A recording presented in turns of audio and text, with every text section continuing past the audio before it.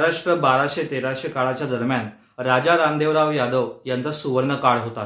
ते एकदम हुशार, तज्ज्ञ, कर्तृत्ववान, सामर्थ्यवंत राजे होते. त्यांच्या काळात स्वर्गासारखं राज्य होतं, मनासारखा राजा होता आणि राजासारखं मन होतं.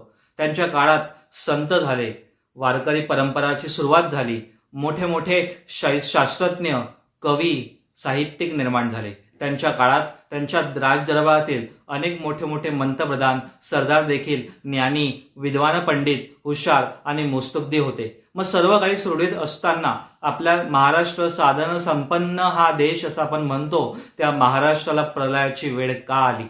असे कसे बेसावध राहिलो आपण? आपला एक महाराष्ट्र ज्याने देशाला विचार दिले, तो 350 वर्षापूर्वी पारतंत्र्यात होता, बेसावध होतात. त्या बेसावधचं कारण आज खूप इतिहासकारांनी लावलं असेल, पण राजा रामदेवराव यादव सारखा एक विद्वान, पंडित, ज्ञानी, पराक्रमी राजा असा कसा बेसावध राहिला? 1293च्या काळात अफगाणांचं परकीय आक्रमणाला सुरुवात झाली होती. दक्षिणमध्ये राज्य होतं त्यांचं. आपल्या महाराष्ट्राचे वारकरी परंपरा जेव्हा यात्रेला जायचे तेव्हा त्यांना त्यांचे पटके, चटके, फटके खावे लागायचे. त्यांना कल्पना होती, पण आमच्याकडचे राजे, आमच्यासारखे महाराजे बेसावध कसे राहिले? अफगाणवरनं अल्लाउद्दीन खिलजी 1293ला आला आणि आमच्या महाराष्ट्राच्या 2-3 जिल्ह्यांनंतर तो थेट राजधानीत म्हणजे देवगिरी किल्ल्यात शिरला. एक खूप मोठे 8,000 फौज होती, 32,000चा ताफा होता. आमचा राजा सक्षम होता, पण त्याचवेळी इतिहासकारामध्ये असं लिहिलं जातं की आमचा शंकरदेव म्हणजे आमचा युवराज कुठेतरी तीर्थयात्रेला गेला होता आणि आमच्याकडे सैन्य कमी होतं.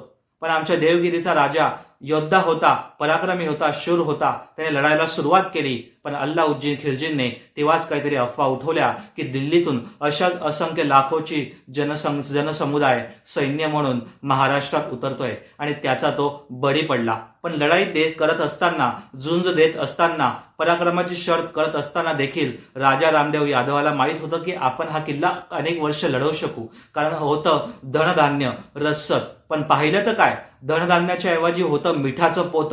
कोणी केली ही गद्दारी? कोणी केली ही फितुरी? कसा झाला घात? महाराष्ट्राला माहीत नव्हतं. सुखा समाधानाने नांदणारा आमचा महाराष्ट्र, इथे राजलक्ष्मी, स्त्रिया, शेतकरी आमचा हसत खेळत जायचा, शेती करायचा, व्यापाऱ्यांना खूप मोठं मार्केट ओपन होतं. पण असा आमचा महाराष्ट्र कसा बेसावध राहिला? प्रलयाला सुरुवात झाली. आमचा राजा शरण गेला, खंडणी, लूट सर्व काही द्यायला गेला आणि सगळं करत करत शंकरदेव आले. त्यांनी थोडीफार लढाई केली, पण त्या अफवांच्या बळी पडले. अल्लाउद्दीन खिलजीने ती एक छोटीशी अफवा उठवली होती. तो अफगाणचा एक पठाण, तो चालाक, हुशार, चतुर, कावेबाज होता. त्याने ती अफवा पसरवली आणि त्या अफवाच्या बळी पडला. पण माझं म्हणणं आहे की तुम्हाला इतकं मोठं परकीय आक्रमण येत असताना तुम्हाला कल्पना होती नाही काय? तुमचा अभ्यास नाही होता का? तुमचं नियोजन नाही होतं का? नेहमी पूजा आरत्या करून ते अनुकरण का नाही करत? आपण त्याचा अभ्यास का नाही करत? आपली कृष्णनीती, चाणक्य नीती का नाही कामी आली? आपल्या इतके बलाढ्य, सक्षम, साधन संपन्न महाराष्ट्र असा कसा बेसावध राहिला?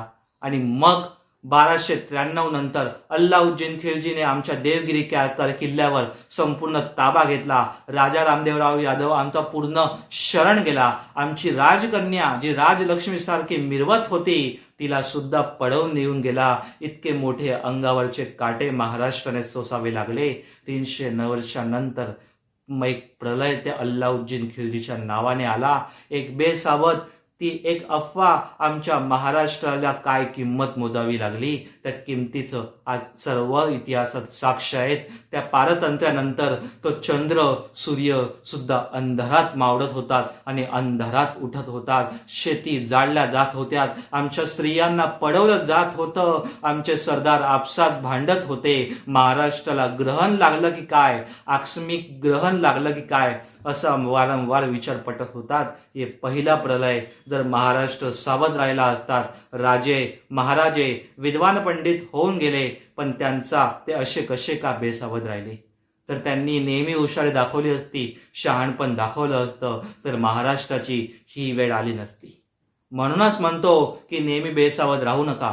प्रश्न राज्याचा असो, व्यवसायाचा असो, कुटुंबाचा असो किंवा स्वतःच्या करिअरचा असो, असे बेसावधचे धक्के आपल्याला वारंवार पाहायला मिळतात. असे बेसावधच्या जीवाला वेदणारी संकट आम्हाला वारंवार सामोरे जायला भेटतं.